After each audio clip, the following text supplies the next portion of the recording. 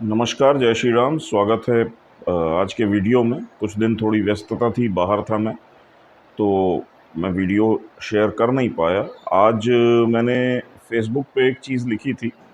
कि मैं काफ़ी समय से बहुत सारी बातें बोलता आ रहा हूँ कि वर्ल्ड की जो हालत होने वाली है और जो इकोनॉमी में एक बदलाव आने वाला है,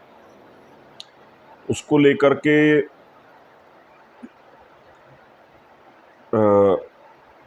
काफ़ी कुछ मैंने बोला है कि जैसे वेस्टर्न इकोनॉमीज़ जो हैं, उनमें एक बहुत तगड़ा स्लो डाउन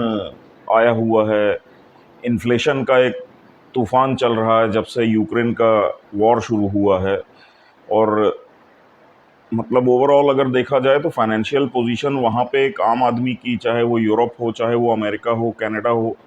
उन लोगों की हालत ख़राब है क्योंकि इनकम उनकी उतनी ही है, लेकिन चीज़ें बहुत महंगी हो गई हैं।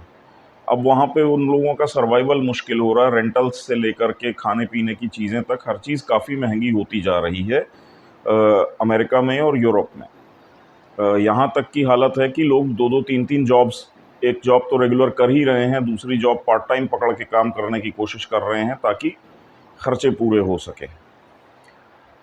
तो ऑन पेपर्स जैसे अमेरिका में क्लेम कर रही है वहाँ की गवर्नमेंट कि हमारी इकोनॉमी बहुत अच्छा जा रही, बहुत अच्छा कर रही। इकोनॉमी का डेफिनेटली एक सेक्टर अच्छा कर रहा है, जैसे डिफेंस सेक्टर है, क्योंकि यूक्रेन में वॉर चल रहा है, लगातार इनको बिलियंस ऑफ डॉलर के पैकेज मिलते हैं हथियार सप्लाई करने के, तो डिफेंस सेक्टर अच्छा कर रहा है। लेकिन ओवरऑल बाकी के सेक्टर्स की अगर आप बात करें तो they are not doing very well. यही हाल यूरोप का है। यूरोप के अंदर तो ऑफिशियली कई कंट्रीज़ रिसेशन में जा चुकी हैं,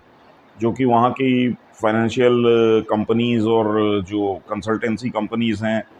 रेटिंग एजेंसीज़ हैं, उन्होंने भी एक्सेप्ट कर लिया है कि ये कंट्रीज़ रिसेशन में है। क्या 2 क्वार्टर्स तक अगर आपकी जीडीपी ग्रोथ नेगेटिव रहती है, तो देन इट इज़ कंसीडर्ड कि आप रिसेशन में जा चुके हैं। अब इस हालत में इम्पैक्ट क्या होगा इंडिया के ऊपर, तो मैं कई बार इसके बारे में आप लोगों को बता चुका हूँ। चलिए आज इस पे डिटेल में डिस्कशन कर लेते हैं। और जो मैंने आपको सुबह फेसबुक पे लिखा था कि मेरी बात पे, इस बजट पे एक, बजट से एक मोहर लगी है, वहाँ पे आते हैं कैसे। तो मैं आपको लगातार ये बोलता आ रहा हूँ कि एक डी डॉलराइजेशन का एक माहौल बन गया है। और डी डॉलराइजेशन का ये मतलब नहीं कि रातों रात डॉलर ख़त्म हो जाएगा या ऐसा होगा, वो नहीं। लेकिन अब क्या हो रहा है कि डॉलर से अलग हटके अलग अलग कंट्रीज़ अपने लेवल पे म्यूचुअल एक एग्रीमेंट्स कर रही हैं, आपस में एक दूसरे की करेंसीज़ में ट्रेड कर रही हैं। यही आगे चल कर के कुछ ब्लॉक्स बनेंगे जिसमें 5-6 कंट्रीज़ मिल कर के एक ब्लॉक बना लेंगी और एक दूसरे की करेंसीज़ में वो चीज़ें ट्रेड करेंगे, व्यापार करेंगे, बिज़नेस करेंगे। जैसे इंडिया रशिया से ऑयल ख़रीद रहा है, रुपए में पेमेंट कर देगा, और रशिया किसी और कंट्री से कुछ और ख़रीदेगा, उनको रुपए में पेमेंट करेगा, और वो कंट्री वापस आएगी इंडिया से कुछ, मान लीजिए अनाज या बाकी सारी चीज़ें खरीद के ले गई, उन्होंने हमें वापस रुपए में पेमेंट कर दी। तो इस टाइप के अरेंजमेंट्स ग्लोबली बन रहे हैं और ये बनने लगेंगे। ये चाइना भी बनाने की कोशिश कर रहा है, इंडिया भी बनाने की कोशिश कर रहा है। ये दो इस समय सबसे ज़्यादा पॉपुलेशन और सबसे बड़ी मार्केट्स हैं दुनिया में। और ऐसी हालत में क्या होगा कि डॉलर की डोमिनेंस धीरे धीरे मार्केट से कम होगी। डॉलर की जितनी डोमिनेंस वीक होगी, डॉलर पे उतना ज़्यादा प्रेशर आएगा। प्रेशर ऐसे आएगा कि दूसरा एक प्रेशर अमेरिका के ऊपर ये आया है कि जब से उन्होंने रशिया के जो यूएस डॉलर में डिपॉजिट्स वगैरह थे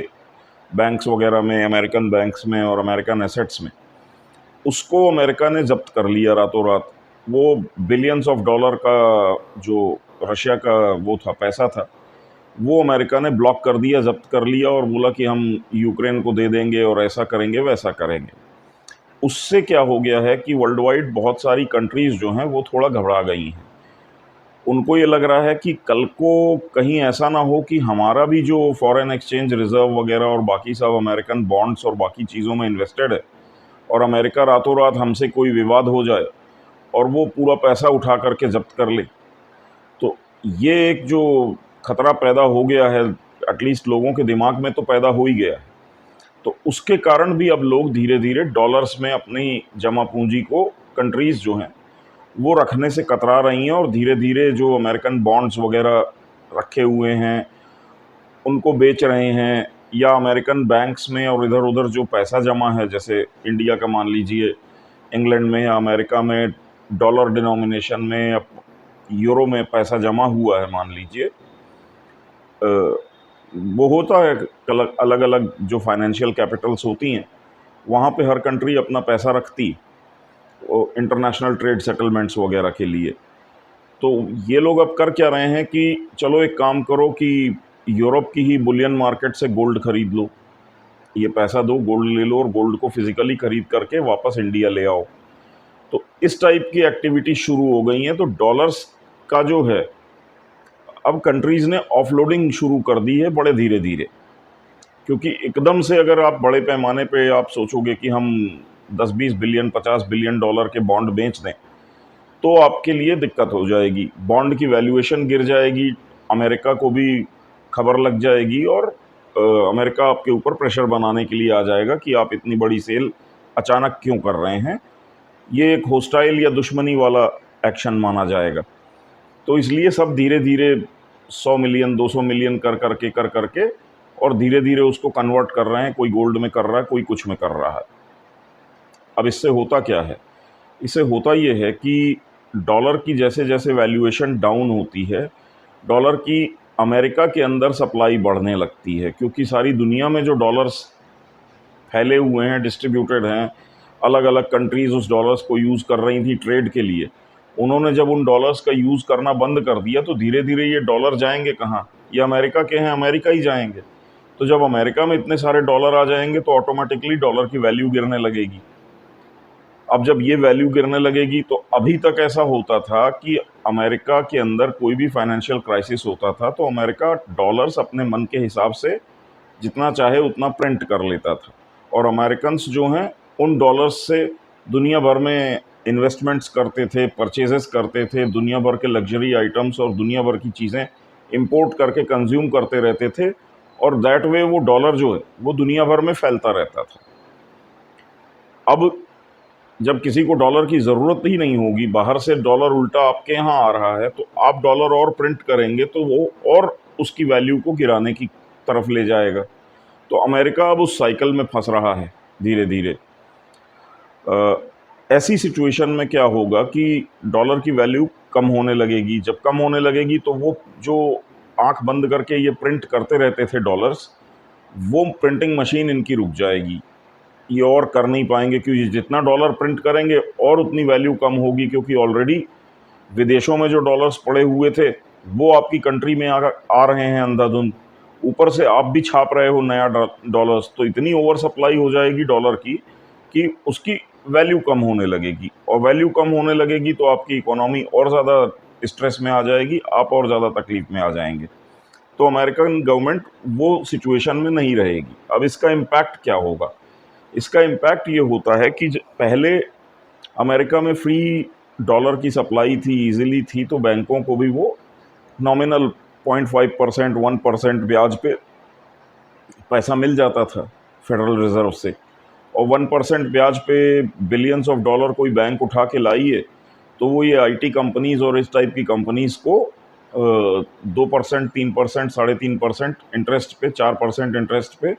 वो इनके यहाँ पैसा इन्वेस्ट कर देते थे। उसके लिए ये बैंक्स जो हैं ये वेंचर कैपिटल और वेंचर फंडिंग टाइप की कंपनी बना लेते थे या किसी कंपनी के साथ टाई अप कर लेते थे,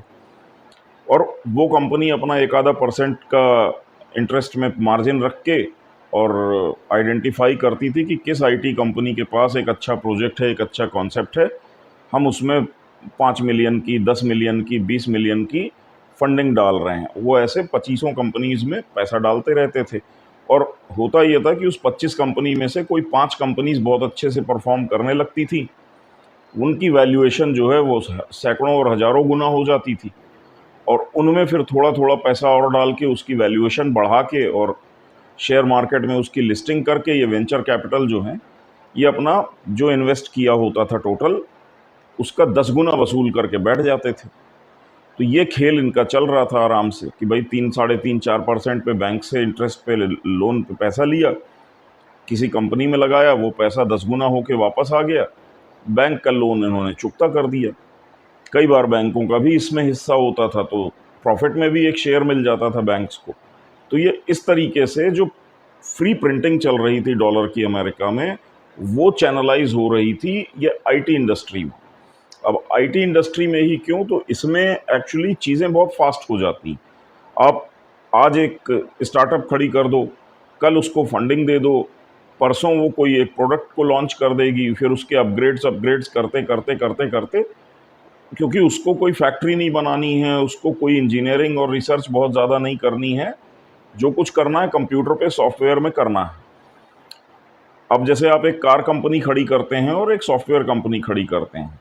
आपको सपोज 10 करोड़ डॉलर कमाने के लिए मान लीजिए आपको 1000 कार बेचनी है, तो वो प्रैक्टिकली आपको 1000 कार मैन्युफैक्चर करके बेचनी पड़ेगी। लेकिन आपने मान लीजिए एक सॉफ्टवेयर बनाया और आपको उसकी 10 करोड़ कॉपी बेचने पे 10 करोड़ डॉलर मिल जाएंगे, तो वो 10 करोड़ कॉपी के लिए आपको 10 करोड़ सीडियाँ, या आजकल तो सीडी भी नहीं है, एक सर्वर पे वो सॉफ्टवेयर डाल दीजिए आप, 10 करोड़ लोग अपना पैसा ऑनलाइन देंगे आपको और वहीं से डाउनलोड कर लेंगे। प्रैक्टिकली आपको बार बार वो सॉफ्टवेयर तो नहीं बनाना, जैसे आपको बार बार वो कार बनानी है 10,000। तो सॉफ्टवेयर इंडस्ट्री का ये एक प्लस पॉइंट है कि उसमें स्केलेबिलिटी होती है कि वो एक बार आपने एक सॉफ्टवेयर बना लिया, उसको आप 10 करोड़ 50 करोड़ 100 करोड़ लोगों को ईजिली एक सर्वर से डाउनलोड होता रहेगा, वो चलता रहेगा, वो एक बार बन गया, उसकी फिर कोई लिमिट नहीं है। तो फिर उसके बाद रिपीटेड उस पर खर्च नहीं है। जैसे एक कार है, आपने एक कार बड़ी अच्छी बनाई, उसको आपने लॉन्च किया, लोगों को बड़ी पसंद आई, अब 10,000 बुकिंग्स आ गई, तो आपको 10,000 कार एक्चुअली बना के एक एक आदमी को हैंड ओवर करनी है, और तब एक एक आदमी से आपको पैसा मिलेगा। यहाँ आपने एक सॉफ्टवेयर लॉन्च किया, लोगों को पसंद आया, वो सर्वर पे गए, आपकी पेमेंट की, सॉफ्टवेयर डाउनलोड कर लिया, वो कॉपी बनती चली जा रही है उस सॉफ्टवेयर की, उसमें आपको अलग से कोई इन्वेस्टमेंट नहीं करना, और हर बार जो आदमी आ रहा है वो उसका पैसा दे रहा है। तो आईटी इंडस्ट्री में ये एक प्लस पॉइंट था, तो इसलिए इनको लगा कि यार इसमें पैसा फटाफट 10 गुना 20 गुना किया जा सकता है। तो ये एक फ्री फंडिंग टाइप की चल रही थी आईटी इंडस्ट्री, और इससे बहुत तगड़ी बूस्ट मिली हुई थी दुनिया भर में। और अमेरिका के बाद नंबर 2 पे अगर सॉफ्टवेयर की बात की जाए तो इंडिया था, क्योंकि सॉफ्टवेयर के जो मतलब पूरे इंजीनियर्स और टेक्नीशियंस और हर बड़ी कंपनी अमेरिका की, उसका डेवलपमेंट सेंटर, रिसर्च सेंटर, सब कुछ इंडिया में हुआ करता था। कस्टमर सपोर्ट से लेकर के सारी चीज़ें इंडिया में होती थी। तो इंडियन कंपनीज़ को काफ़ी बेनिफिट होता था, इंडियंस को बहुत बेनिफिट होता था। इस चक्कर में इंडिया के बहुत सारे शहर, जैसे आप बैंगलोर ले लीजिए, गुड़गांव ले लीजिए, नोएडा भी काफ़ी हद तक ले लीजिए, कुछ हद तक हैदराबाद ले लीजिए, तो ये सिटीज़ जो हैं, ये इस डॉलर की जो फंडिंग है, ये जो सॉफ्टवेयर इंडस्ट्री की जो फंडिंग है, इसके दम पे ये शहर रातों रात एकदम से अमेरिका और आप कह लीजिए दुबई और उस टाइप के दिखने लगे। बड़ी बड़ी बिल्डिंगें आ गई, बड़े बड़े सॉफ्टवेयर पार्क्स आ गए, बड़ी बड़ी सैलरी पे लोगों को रखा जाने लगा, और उनके लिए फिर अंधाधुंध मकानों का कंस्ट्रक्शन चालू हो गया। जो लोग अच्छी खासी सैलरी पे थे, 1-1 2-2 करोड़ साल का पैकेज मिल रहा है, उन्होंने एक मकान खरीदा, रहने लगे। 5 साल 10 साल के अंदर उसका ऑलमोस्ट इन्होंने सब क्लियर कर दिया, क्योंकि बड़े बड़े बोनस मिलते रहते हैं साल में। एक कंपनी से निकले, दूसरी में गए, फिर एक बोनस मिल गया, तो एक मकान की, पुराने मकान की किस्त पेड अप करके ख़त्म कर दी, नया मकान फाइनेंस करवा लिया कि हम एज एन इन्वेस्टमेंट ले लेंगे इसको। तो ये चल रहा था। तो एक अच्छी खासी रियल एस्टेट बूम बनी हुई थी इन आईटी बैक्ड शहरों में। अब जो एंटिसिपेटेड है वो ये है कि आईटी में एक स्लो डाउन आएगा, एक क्रैश आएगा, क्योंकि जो इजी फंडिंग हो रही थी इन आईटी कंपनीज को स्टार्टअप्स के नाम पे और बाकी सब, वो चीज़ ख़त्म हो जाएगी। और वो ख़त्म हो जाएगी तो बहुत सारी कंपनीज ख़त्म हो जाएंगी। बहुत सारी कंपनीज ऐसी हैं, आपने देखा होगा, ख़ासतौर से स्टार्टअप में इंडिया में भी हैं बहुत सारी, जैसे उबेर है, जोमेटो है, स्विगी है, बहुत सी ऐसी कंपनीज हैं जो आज भी उस स्टेज पे हैं जहाँ की वो 5-5 10-10 साल से कंपनीज चल रही हैं, आज तक उन्होंने प्रॉफिट अर्न नहीं किया। और वो प्रॉफिट अर्न इसलिए नहीं किया है क्योंकि उनका मॉडल ये है कि हम ज़्यादा से ज़्यादा कस्टमर्स एक्वायर करना चाहते हैं, प्रॉफिट हम बाद में कमा लेंगे। और इस फिलॉसफी को वो चला इसलिए पाते हैं क्योंकि लॉस में होने के बाद भी वो इन्वेस्टर्स या ये वेंचर कैपिटलिस्ट को इस चीज़ के लिए कन्विंस कर देते हैं कि अभी हमको कस्टमर बेस बड़ा करना है, उसके बाद हमारी वैल्यूएशन इतनी बड़ी हो जाएगी, इसलिए अभी हमको लॉस में भी चलना है, तो आप हमें फंडिंग करते रहो। और इनको वो फंडिंग मिलती रहती थी और ये अपना कस्टमर बेस बढ़ाते रहते थे और हर साल इनके जो बड़ी बड़ी फाइनेंस कंपनीज़ हैं, ऑडिट कंपनीज़ हैं, वो इनके वैल्यूएशंस बिलियंस ऑफ डॉलर्स में बढ़ाती जाती थी कि अरे इतने कस्टमर्स हो गए, अब इनका वैल्यूएशन इतने बिलियन हो गई, ये हो गया। और उस बेसिस पे इनको नई नई फंडिंग हर साल मिल जाती थी कि 50 मिलियन डॉलर ले आए, 100 मिलियन डॉलर ले आए, 70 मिलियन डॉलर ले आए। कई बार साल में दो दो पैकेज आते थे, तो इनका पूरा खर्चा उस फंडिंग से चलता रहता था। इनकी लग्जरी लाइफ स्टाइल और जो हैवी सैलरीज और 5 स्टार होटल जैसे ऑफिसेज वगैरह जो ये लेकर के बैठे होते थे, ये सब। और ये हाई फाई लाइफ स्टाइल इसलिए कि बहुत प्रॉमिसिंग कंपनी है, इस इन सब चीज़ों से उस कंपनी की वैल्यूएशन ऊपर होती है। इन्वेस्टर को देख के लगता है अरे इनका तो 5 स्टार होटल जैसा ऑफिस है, एम्प्लॉयज़ को करोड़ों के पैकेज देते हैं ये लोग, तो बहुत तगड़ी कंपनी है, इसका फ्यूचर बड़ा तगड़ा है। तो वो कहानी होती थी, तो स्टॉक मार्केट में इन कंपनीज की वैल्यूएशन बढ़ती थी। अब एंटिसिपेशन ये है कि डॉलर की वो प्रिंटिंग मशीन बंद होगी तो इन लोगों को जो ये पैसा मिल रहा था ये बंद हो जाएगा। और इसके कारण ये एंटिसिपेशन है कि बहुत तेज़ी से अगले 3 साल के अंदर अंदर इसका इम्पैक्ट आपको दिखाई देगा कि ये जो आईटी ग्रोथ से ड्रिवन शहर हैं, बेंगलोर हो गया, गुड़गांव हो गया, इन सब जगहों पे सबसे पहली मार जो पड़ेगी वो रियल एस्टेट को पड़ेगी। और रियल एस्टेट में जब मार पड़ेगी तो सबसे पहले लोगों की जॉब्स जाएंगी। बहुत सारे लोगों की सैलरी जो आज 2 करोड़ 2.5 करोड़ पे है, हो सकता है वो 25-50 लाख पे आकर के काम करना पड़े। अब ऐसी सिचुएशन में वो आ जाएंगे तो जो 25 लाख 30 लाख रुपए महीने की इंस्टॉलमेंट्स पे कर रहे थे बड़े बड़े मकानों की, करोड़ों रुपए के फ्लैट्स लेकर के बड़े बड़े बैठे थे या इन्वेस्ट करके बैठे थे, उनकी किस्त नहीं जा पाएगी। तो इन सारी चीज़ों का एक क्राइसिस आ सकता है। बजट में आप देखेंगे तो लोग ज़बरदस्ती की एक बहस कर रहे हैं कि रियल एस्टेट से इंडेक्सेशन हटा दिया है, कैपिटल गेंस टैक्स जो है, लॉन्ग टर्म कैपिटल गेंस, उसको कम तो कर दिया गवर्नमेंट ने, लेकिन इंडेक्सेशन हटा दिया। तो अब उसका कैलकुलेशन सब लोग कर रहे हैं कि इंडेक्सेशन हट जाने के कारण कैपिटल गेंस पे बहुत ज़्यादा मतलब टैक्स बहुत लगने लगेगा, 4 गुना टैक्स लगने लगेगा। भले आपने 25% से मान लीजिए कम करके 12-12.5% कर दिया हो, आधा कर दिया हो कैपिटल गेंस टैक्स, लेकिन इंडेक्सेशन हट जाने के कारण टैक्स का कैलकुलेशन बहुत बढ़ जाएगा। ये अभी राघव चड्ढा ने भी बड़ी स्पीच दी राज्यसभा में, उसमें भी बोला कि ऐसा होगा वैसा होगा। और उन्होंने अपनी स्पीच में ये भी बोला कि अगर ऐसा होगा तो जो इन्वेस्टर्स हैं वो रियल एस्टेट मार्केट से हट जाएंगे। तो प्रैक्टिकली गवर्नमेंट चाहती भी यही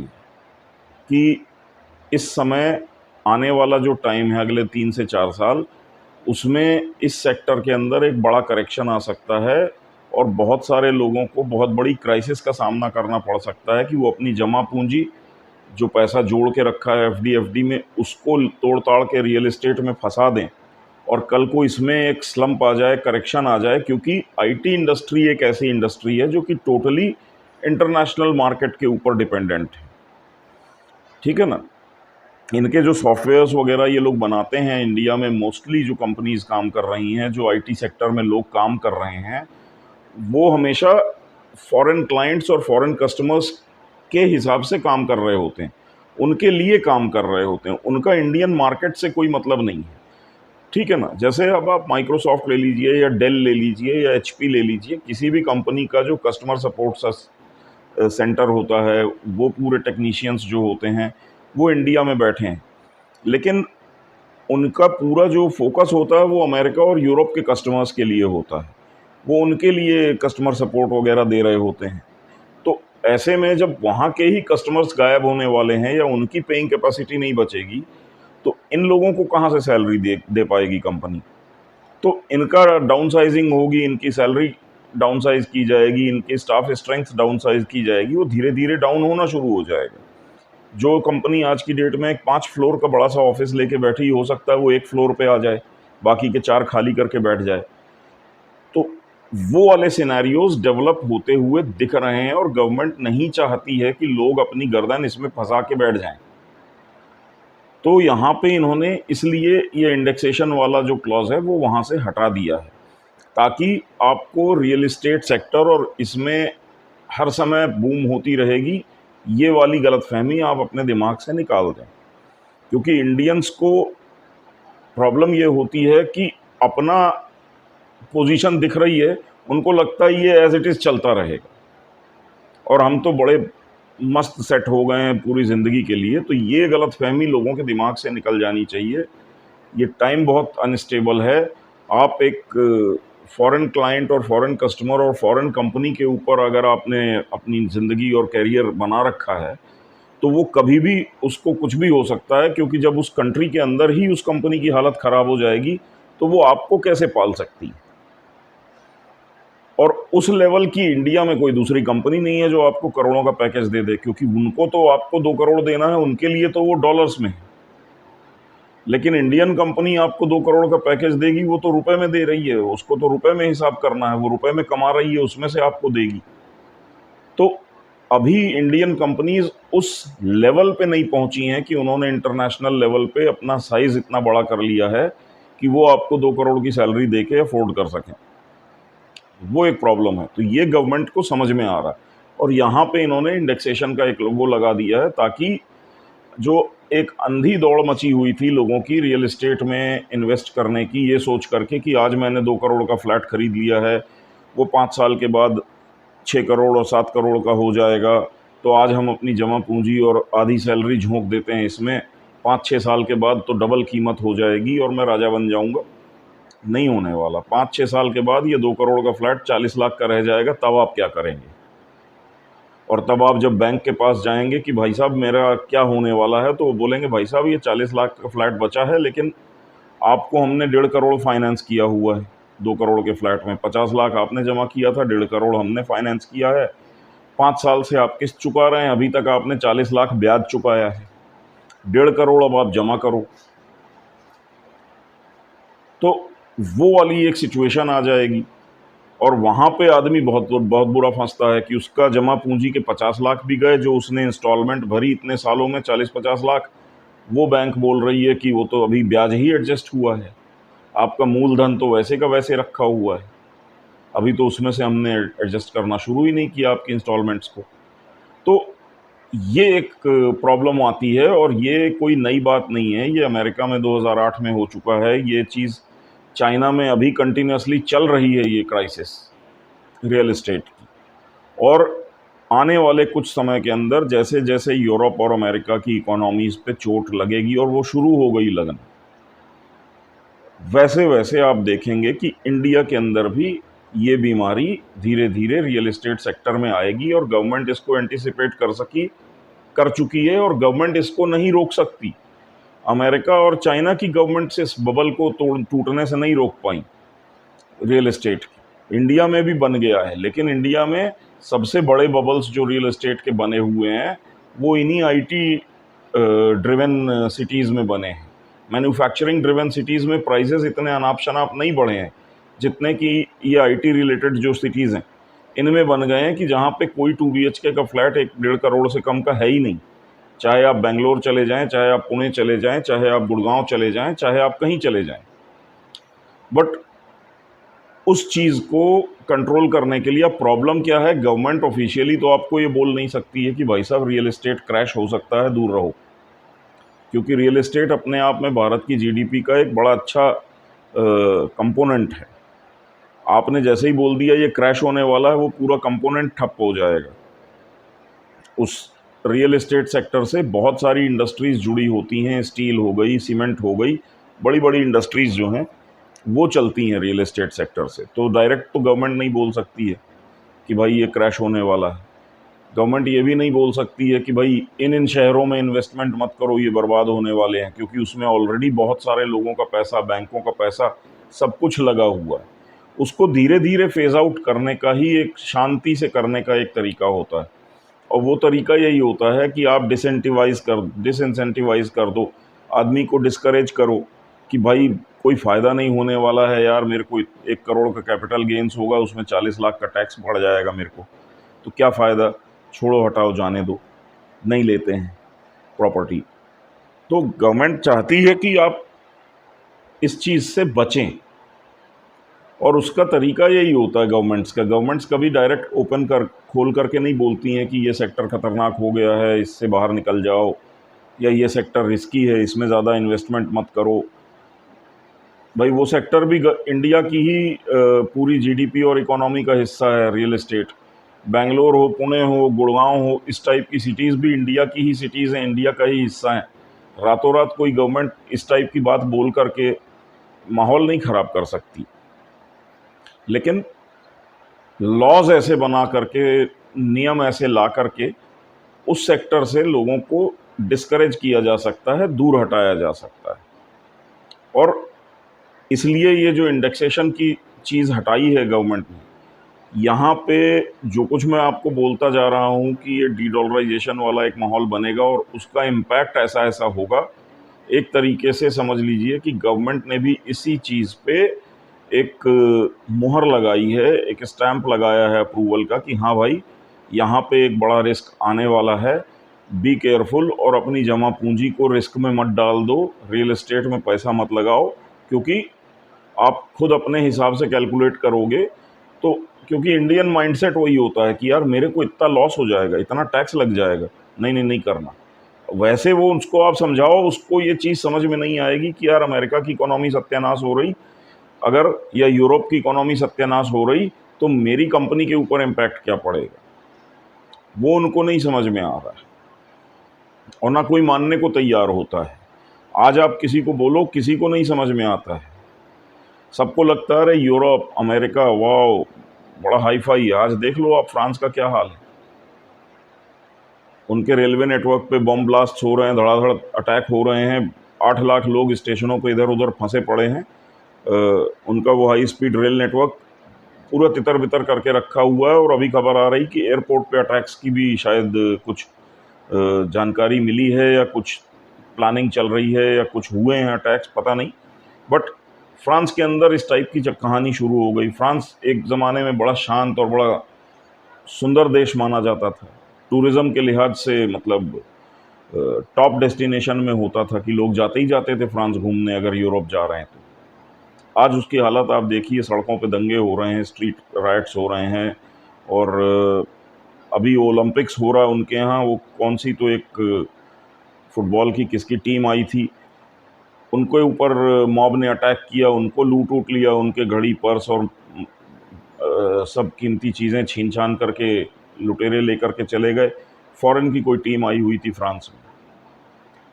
40,000 से ज़्यादा आज उन्होंने पुलिस वाले, 10,000 से ज़्यादा आर्मी वाले, 5-6 हज़ार से ज़्यादा प्राइवेट सिक्योरिटी वाले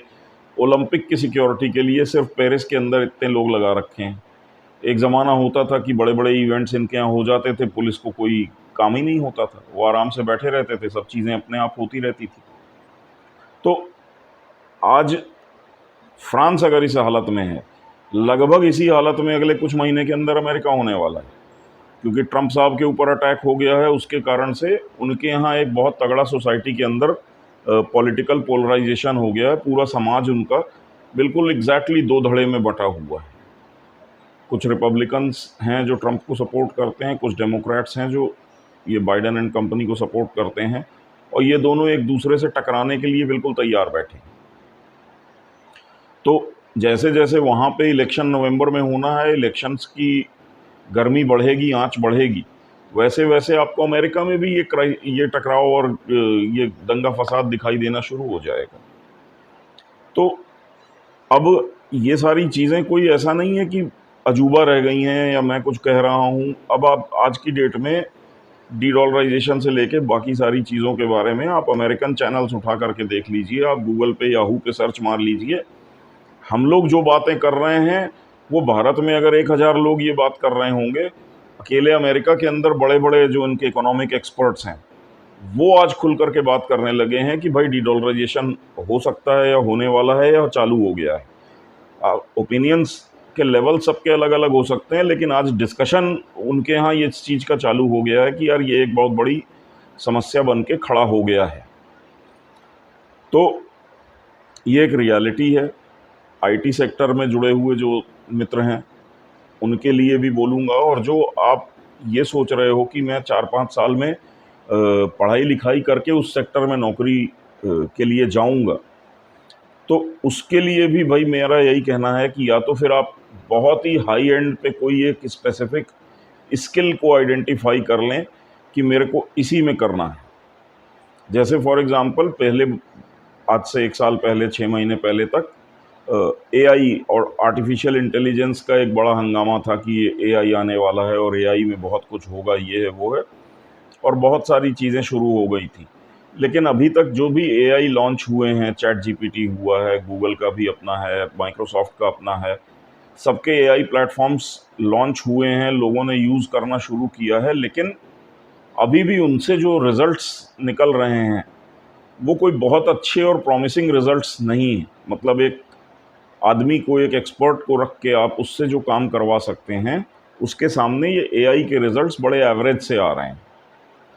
तो इतना रिसर्च और इतना पैसा खर्चा करने के बाद भी एआई अभी उस लेवल पे डिलीवर कर नहीं पा रही है। वो भी एक जगह पे अटकी हुई है, एक लेवल पे अटकी हुई है जहाँ पे अभी भी ह्यूमंस जो हैं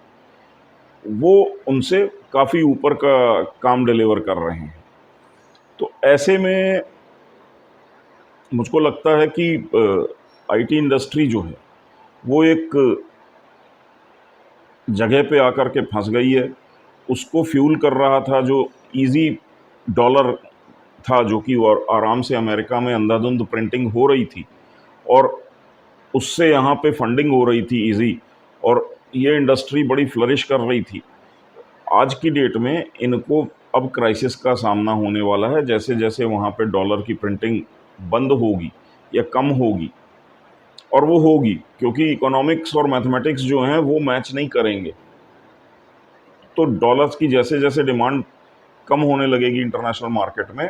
उनकी वहाँ पे उसको अंधाधुंध प्रिंट करने की ताकत भी कम होती चली जाएगी। और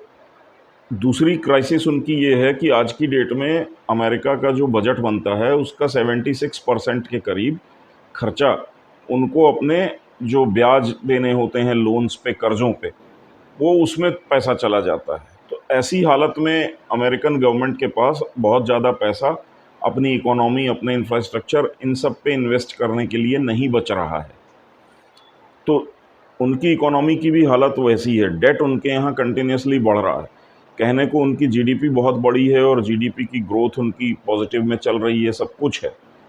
लेकिन अगर आप देखें तो अगर यूरोप डूब रहा होता है, चाइना डूब रहा होता है, तो ऐसी हालत में अकेला अमेरिका बहुत तेज़ी से बहुत लंबे समय तक ग्रोथ पे नहीं चल सकता है। उसके यहाँ भी एक स्लो डाउन आना कंपलसरी है, लाजमी, तो वो आएगा। और दूसरा, जैसा मैंने बोला कि डीडॉलराइजेशन, मतलब बहुत सी कंट्रीज़ जो हैं वो नॉन डॉलर ट्रेड की तरफ बढ़ रही हैं कि डॉलर को यूज़ किए बिना हम आपस में ट्रेड कैसे कर सकें,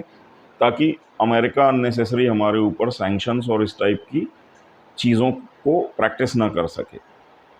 तो वो एक माहौल बन रहा है बहुत तेज़ी से, और उसमें सऊदी अरब से लेके, जापान से लेकर के मतलब इवन अमेरिका के जो ख़ास मित्र देश कह सकते हैं आप, इवन वो लोग भी एक्टिव हैं।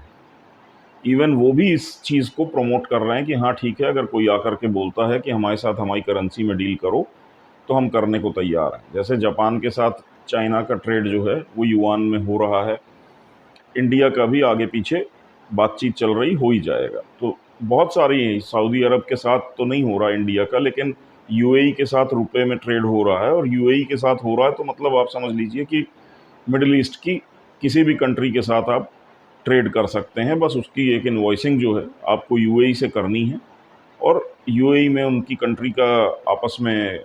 जो भी सेटलमेंट है वो लोग कर लेंगे, और यहाँ आप रुपए से कर लेंगे। तो इस तरीके से अलग अलग कंट्रीज़ अलग अलग फार्मूले बना रही हैं डॉलर के बाहर ट्रेड करने के। तो अब ये बड़ी प्रैक्टिकल और सच्ची सी स्थिति बनती जा रही है, जहाँ से डॉलर के ऊपर एक बहुत तगड़ा प्रेशर आने वाला है। और ये प्रेशर जैसे जैसे बढ़ता जाएगा, आप सबसे ज़्यादा इसका इम्पैक्ट अगर देखेंगे तो वो सिर्फ और सिर्फ आईटी इंडस्ट्री पे सबसे ज़्यादा इम्पैक्ट दिखाई देगा। बाकी और बहुत सारी इमर्जिंग टेक्नोलॉजीज़ और इंडस्ट्रीज़ के ऊपर भी इसका असर होगा, बट आज की डेट में सबसे बड़ी beneficiary dollar, free printing of dollars की जो है वो आईटी इंडस्ट्री है, तो सबसे बड़ी सफ़रर भी वही होने वाली है। तो आईटी के लिए मैं यही कहूँगा, the honeymoon period is over. अब आप लोग होश में आ जाएं और अननेसेसरी बड़े बड़े इन्वेस्टमेंट्स के रिस्क, खास तौर से रियल एस्टेट जैसी चीज़ों में ना लें,